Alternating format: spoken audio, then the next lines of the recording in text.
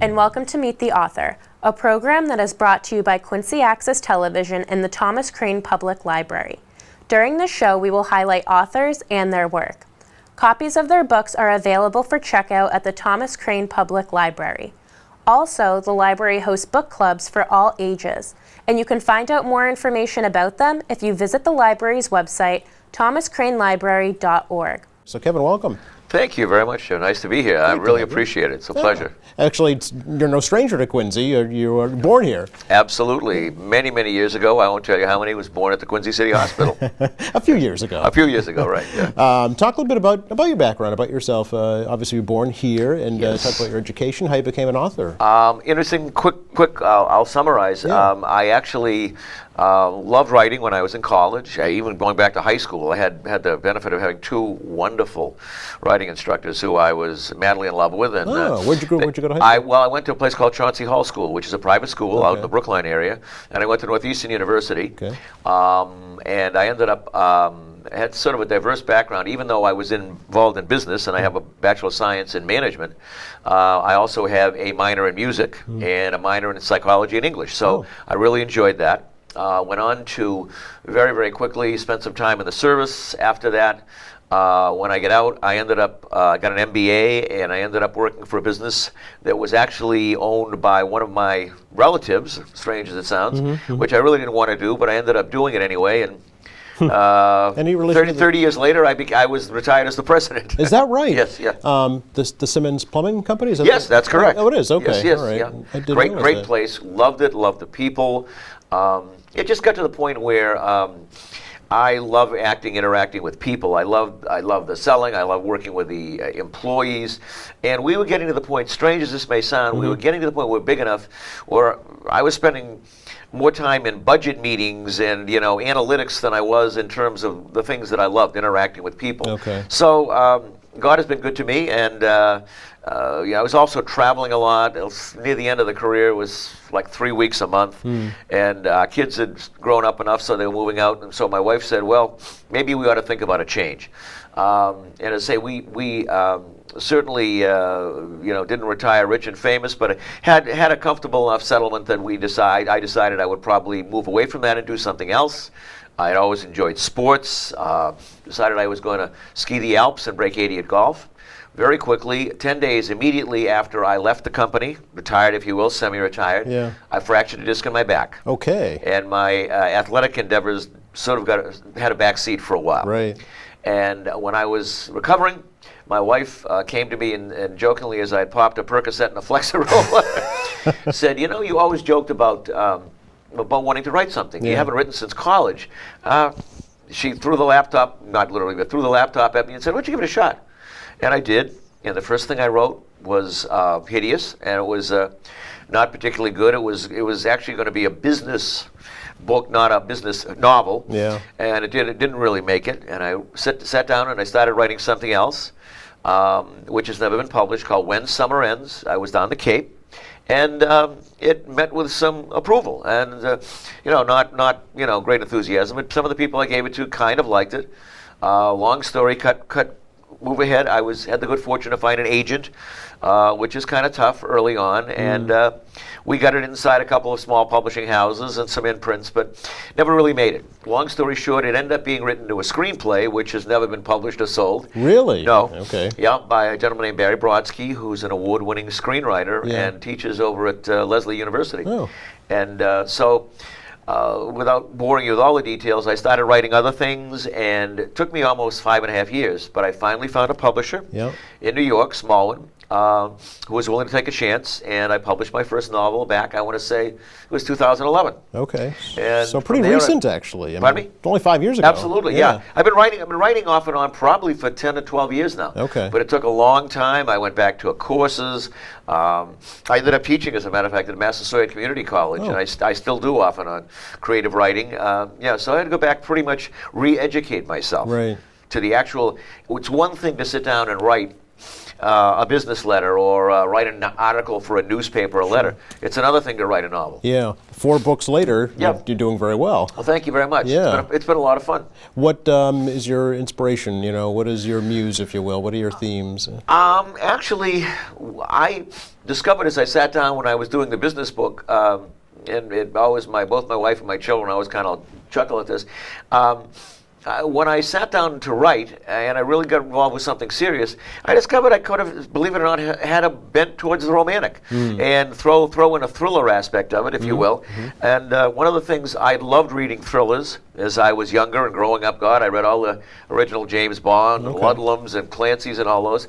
But one of the things that really seemed to be lacking in them was any sort of emotional aspect. It was always like the hero was always sort of a hardcore guy who, walked away at the end. I didn't like that. Maybe I was a sentimental guy, I don't know. Yeah. But so I wanted to put together what I considered both, sort of a Mary Higgins Clark wannabe, where you get romantic suspense, thriller, and a good portion of romance. Okay. So what's your latest work now, Kevin? My latest work is actually right over. It's called Chrysalis. Okay. Came out late last summer. Had a great launch party on the Cape for it.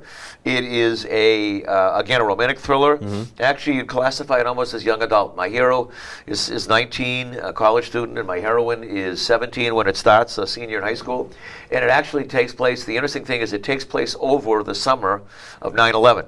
Oh. And there are a couple of very bad guys in it also, which play into the whole thing. And the inspiration for the location was doing a trailer for my very first book, which also has, I'm sorry, I didn't explain my heroine is a champion show jumper.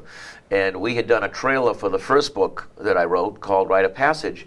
And we did the trailer at a beautiful place down in Mattapoisett, a horse farm, which just, oh my God, it was like, 5 acres, 10 acres right on Buzzards Bay, Wow. and beautiful bridle paths, and an immense house. So anyway, long story short, that sort of inspired me in terms of a setting. And the people who lived there had a couple of kids, and I sort of it sort of evolved. That's what generally happens with me. I don't sit out and outline a story from beginning to end. It sort of evolves. As your experiences evolve. Absolutely, but sort of by osmosis, if you want to call it that. Yeah. Now, are your novels kind of in a theme setting, Kevin, or are they different? Each one different? Good question. Actually, Joe, the first one is actually historical. Rite of Passage takes place right after World War II. Yeah. That's set up in Sebago Lake in Maine, and then it not to give away anything, be a spoiler, but right. it moves to the continent because it has to do with witchcraft. And I actually spent some time on the Cape with a high priestess studying witchcraft, if you will, studying and learning enough about it so I could be conversant. Yeah. Second one, Out of the Storm, takes place on the Bass River, where I have a summer home. And also had the good fortune to be a boatsman my whole life. Coast Guard certified, actually, one of those things. Okay, all right. Navigation and seamanship, and so that's a real thrill that takes place. And I won't give away too many details. Yes, right, War hero coming back and meets a young woman he hadn't seen in a dozen years, and it evolves from there. And the third one, which you don't have here, is called Solo. And I mentioned that I had a minor in music. I also had studied at the New England Conservatory. Really? My dad was a serious opera singer. So, I kind of have a diverse background. So it's all about the evolution of musical theater during the 1980s, sort of the Andrew Lloyd Webber, Sarah Brightman theme. Well, thank you very much for having me, Joe. You're welcome. And Mr. Knox, very nice to meet you. Very happy to be here. Nice to meet you. Thanks for coming over. Are you a longtime author, or is this a new passion of yours? I'm a longtime journalist. Okay. Right. I mean, I think I've always been a writer, but this is my first book. I publish short stories and poems and nonfiction and essays and book reviews. This is my first book. It's a novel that includes all sort of on-the-record information about the Sacco Vanzetti case. That up to a certain point where I fictionalize the story by adding some characters, and then carrying it into the more current age. I have characters that appear in the year 2000 and begin to research the case themselves. themselves and look for possible evidence that had been overlooked 80 years ago. Okay. What was your fascination with this particular story? Why write about this? At the time that I got interested in this, I was living in Plymouth and working for the community newspaper there. Okay. Plymouth is a very historic-minded town. There are statues of pilgrims and pilgrim mothers wherever you look. But so it came to me as a surprise that I did not know that another very historic, significant personage, Bartolomeo Vanzetti, was a resident of Plymouth at the time of his arrest. I didn't know that either. Well, hardly anybody knew it in Plymouth except those people that are sort of interested in, in that kind of history. Right. I was working for the newspaper, so I, looked into it. We did some historically based stories on it, and the more I did get into it, the more it occurred to me that this was a story with legs, and that while it was a completely internationally famous and prominent case from 1920 to 1927, particularly in 1927, right before the two men, Nicola Sacco and Bartolomeo Vanzetti, were in fact executed. It had kind of dropped out of public knowledge or understanding. A few generations have gone by, so the people that haven't heard of the case, and even people that know something of the case, don't really know anything about the Plymouth angle. Right, exactly, yes. As I said, it was an international story, a huge story in the 1920s, in many ways the trial of the century, a cause for anybody on the labor side, the working man's side, the immigrant side. Yes, yeah. Well, and you were able to relate it to present day as well. Talk a bit about that. Yeah. Sacco and Vanzetti were convicted of a crime which they probably did not do. Most of the world believes that they did not do it. It seems obvious to me that it's highly unlikely that they would ever have done such a thing, because one, they were anarchists, and that was a lot more common a political slant in the 1920s and in the decades before the 1920s than it is today, when in fact you hear the term again brought up among groups that are opposing corporations or some aspects of big government itself. Occupy movement, right? Occupy movements, exactly right, and secondly, because they were immigrants in a time during America where nativist sentiment was growing, and people that were born in this country were very increasingly uptight about the numbers of immigrants who seemed to be others to them because they came from, interestingly, Southern or Eastern Europe. Most Americans and most immigrants had come from either England or the northern part of Europe, and then there were the Irish, but by the 1900s or 1910s, the Irish had been more or less accepted as those other sort of people who, yes, they were Catholics, but they seemed to be sort of taking over in Boston and electing mayors, and we really had to, they spoke English at this point, so we really had to get along with them. But these other people, Poles, Russians, Jews, Greeks, Turks, Serbs, and Italians, particularly Italians, were different. And even their religion, the Italian version of Catholicism, was much more sensual and peasant and public than the sort of buttoned-down Irish repressive version that had taken hold of the American Catholic Church. Right. They did not speak English. They were, interestingly, because these are exactly the same comments you hear about immigrants today, they were slow to learn English.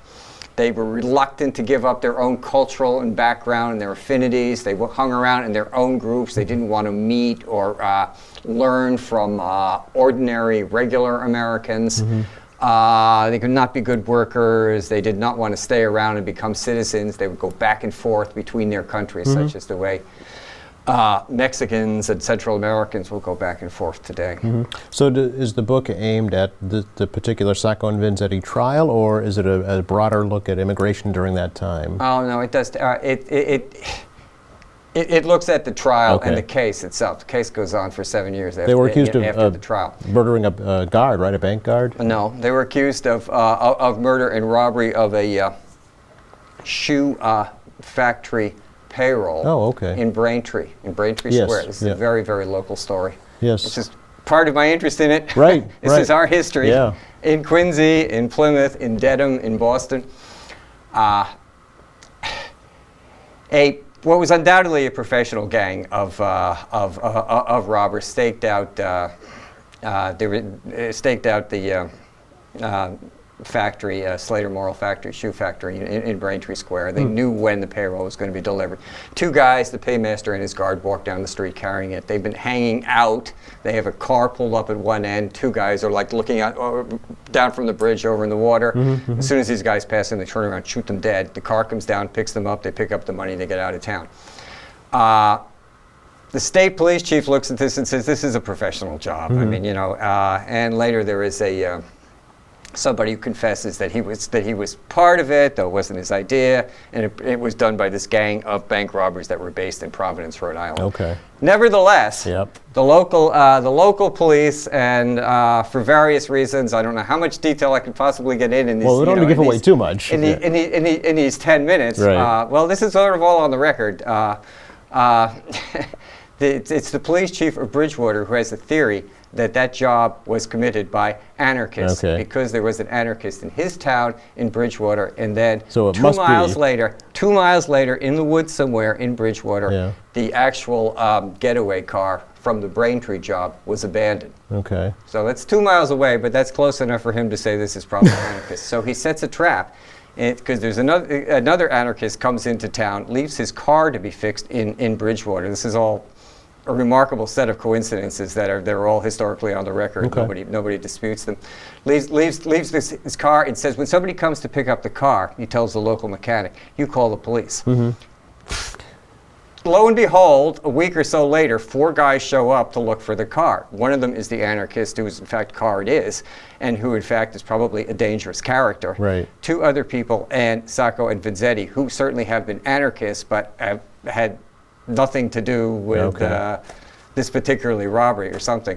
The other 2 guys get away. Sacco and Vanzetti, who do not have a car, take a streetcar to Brockton. This is America in the 1920s. You could take streetcars anywhere. And the car mechanic calls the police, and the police called the Bridgewater police. The Bridgewater police called Brockton police, and they say, "Pick up 2 foreign-looking guys on a streetcar." That's why they were And arrested. that's how they were arrested and That's charged. why they were arrested. So what does the book, Bob, try to do? What do you try to do with the story? What I try to do with the story is to say that, look, very important stuff was happening in the 1920s and the 1910s, Yeah. and World War I, suppression of dissent, anti-immigration feeling, nativism, misuse of the criminal justice system to convict people who were hated for other reasons. Even though it was very unlikely that they committed the crime that they were actually sentenced for Okay. by a jury of people who tended to hate Italian immigrants with radical political ideas, a okay. stereotype that was very, very common at the time.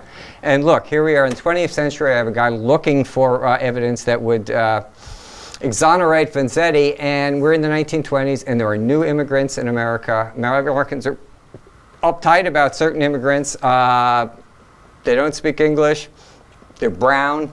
A lot of them, come from places like Mexico. We have a border that's a sieve. And now we're afraid of terrorists, as in fact America was afraid of terrorists in 1920 when these 2 men were arrested initially, because in the 1920s there were what we would call today terrorist bombings. Okay. Much less devastating. Certainly, yeah. Today the weapons are much better. Right, That's right. different. This is we So- are in danger. In your book, do you reach a conclusion at the end as to who was responsible for that crime? The theories are posted, but Okay. I that's the part I have to leave open. Okay, In all terms right. of that's the one part about the book I probably don't want to say is how No, I don't know. my I want to ask you 21st how, century, but do you get to a conclusion? it's a conclusion of a sort. Oh, okay. Yeah. All right. Soso's Lane. What is Soso's Lane? Soso's Lane is the name of the street in Plymouth, in North Plymouth, Oh. which was a factory workers, mostly Italian neighborhood in North Plymouth. It was very close to the Plymouth Cordage Company, Oh, a rope sure. maker, which was the largest rope maker in the world. Okay. There's a lot of that history in the Plymouth area still. There are many people. There are people that live in housing that was built by Plymouth Cordage Company. No kidding. There Okay. are people that have like strong feelings about it. Yeah, yeah. It went out of business in 1970, but which is a long time ago. But the Cordage name remains. A lot of the mills are still there. Oh, sure. Yeah. Some of them get rehabbed and used for other reasons. Mm-hmm. There was a big strike in 1916. Vanzetti and many of the people that he worked and lived with had worked at the Cordage Company for a period of time. It's the local juice for the local Yeah. story. When did the book actually come out, Bob? It actually came out near the end of last year as Oh. an e-book only. Oh, okay. The company WebEbooks.com is mainly interested in e-books. Okay. So I knew that when I went into it, and I said, well, but I'll make a deal with you so we can publish some paperbacks too. And Very it good. took a while. So the paperback has only been out about 3-4 weeks Oh, now. okay. How long did it take you to write? I started on it 10 years ago at least. Did you really? Wow. Yeah. Okay. Yeah.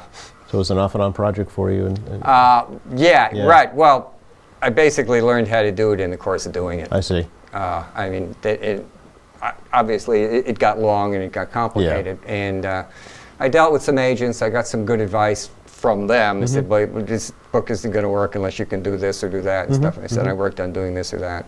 Is there another book in your future, do you think? I'm writing a book about the late '60s, about being young in a sort of tumultuous time in America. Oh, okay. The Woodstock era. Right, that's one way to look at it. Nice. Yeah, yeah. Okay. Welcome. Great to be here. Yeah, good to have you here. Really interesting topic and book that we're going to talk about. But I'd like to learn a little bit about you first, if we could, Chris, and talk to us about your background in writing. I'm a freelance writer and an author. My specialties are history and travel and sports, and I write primarily for the History Channel's website, history.com, and for the Boston Globe. And in the past, I've written books on one called Discovering the Boston Harbor Islands that I came and spoke at the library a couple years ago, and The Die Hard Sports Fan's Guide to Boston, and Strong Boy is my third book. Okay. So locally based, are you here in Massachusetts? I'm in Andover, yeah. Oh, okay. And educated here too? Yep, grew up in Andover, and that's where I live now still, yep. Okay, very good. So this is an interesting topic that you've chosen, and interesting that it's coming out a couple of days after St. Patrick's Day. There's all thought to that. So tell us about this latest work of yours. Well, Strong Boy is the biography of John L. Sullivan, who was the heavyweight champion of the world from 1882 to 1892. He was known as the Boston Strong Boy, so that's where we get the title of the book from. And he was born in the South End in 1858 and became one of the biggest celebrities in America when he became heavyweight champion in 1882. And an extremely colorful character. Lots of adventures that he was on, but what I think is important about Sullivan is, in a few respects, one is he is really the first sports superstar, and a lot of people call him the Babe Ruth of boxing, but they've really got it completely backwards, because Babe Ruth was really the John L. Sullivan of baseball. Everything that you know about Babe Ruth, the wild weight fluctuations, the eating, the drinking, the womenizing, the run-ins with the law, the mega celebrity, all that was John L. Sullivan 40 years before Babe Ruth. Oh, really? Do we know that the Babe was actually influenced by Sullivan? We don't know, but there is, I was able to find one scene, and I got it late in the book, a couple months before Sullivan passes away in 1918. He's actually an honorary first base coach at an all-star game at Fenway Park, and on the mound that day pitching for the Red Sox was Babe Ruth. Really? So for these 5 innings, the two great sports heroes of the 19th century and the 20th century shared the same emerald patch of lawn at Fenway Park, which I think is it's a great scene. But they really are two kindred spirits. It really is amazing. Okay, must have been electricity at Fenway that day. Oh, yeah, sure. definitely. Yeah. How did you go about researching this fellow? You know, what avenues did you go down to learn a little bit about his background? There's just so much material out there from that day and age that really newspapers of the day are what I relied on for the most part for doing the research. There's easily about 100,000 articles written on him. I mean, he was that big of a star that, you know, and this is a time when big cities maybe have 7, 8 newspapers, and Sullivan was constantly touring the country. So he was always in the press. Every move that he made was being covered. Okay. So there's just so much material out there. And what's great now is that you're able to access newspapers through, you know, library systems like they have in Quincy, and Sure. you can just be at your desk and pull up, you know, the PDFs of the newspapers from 140 years ago. So that's primarily how I did a lot of the research, and then also went through archives to find some letters that he wrote and photographs about him, and some different records as well. But the newspapers are really the primary source. Sure, that, you know, a popular figure like that, there's plenty of published material. Oh, yeah. I'm sure. Are there? I'm curious. Any of his family still in the area? Do you know? Yes, there are actually. He didn't have any direct descendants, but they all come through his sister's line. And I was fortunate enough to get in touch with a few of the relatives, and they live north of Boston, and some are scattered throughout the country. And I was actually able to also get in touch back in Ireland. The old family, the Sullivan family homestead from which John L's father emigrated, is actually still in Sullivan family hands, and I was able to correspond with the people who are there too. So very good. yeah, there are a lot of Sullivans, and Lennons were the sisters' names. So there are some of them throughout the area. Okay. And you were telling me Sullivan Strong Boy, Boston Strong Boy, was a real source of pride within the Irish community right here in Boston. Absolutely, yeah. He really is the first Irish-American hero. And he comes along a generation after the potato famine that drove his parents out of Ireland. They came to Boston independently and married here. And, you know, the Irish had been suffering for 200 years, for hundreds of years under the oppression of the British. They come to Boston, they're still treated as second-class citizens. And then along comes Sullivan, who is the symbol of the most powerful man in the world, and he's got Celtic blood running through his veins. And it was just such a powerful symbol for the Irish who had felt this oppression for centuries, and it really made him the first Irish-American hero. Do you think, Chris, the book will kind of reintroduce him to today's, you know, younger Irish folks? I hope so, and you know, I really want, what I think was really surprising in doing the book is that we think of him maybe as this sepia-toned relic, as an old bare-knuckled boxer, but he really was the first modern boxing champion. He is the one who introduced gloved boxing and the rules that we know of now, and everything that we think of in modern athletics in terms of the fame, the fortune, the pitfalls of fame, the storylines that we see all the time with athletes are right there in Sullivan's story. And you know, he starred in theatrical productions and flirted with running for public office, owned his own sports bar. All those things that we think of as being a really modern day concept of athletes is something that he was doing back in the 1880s, and that's what I think is remarkable. He was marketing himself, right? Absolutely. Along with his sport, yeah. Oh, yeah. Very good. So not just for boxing fans, this is for history Absolutely. aficionados. Yeah, and I'm not much of a boxing fan myself either. Yeah. So it's really the connection to the history of Boston, the rise of Irish America, and the Gilded Age too. I think is as much as a part of Sullivan's tale as that of a boxer. Great. Thank you for joining me for Meet the Author. Be sure to check out our other episodes of this program to explore other authors and their works. For more information about library programs and services, visit the Thomas Crane Public Library's website, thomascranelibrary.org, or call them at 617-376-1316.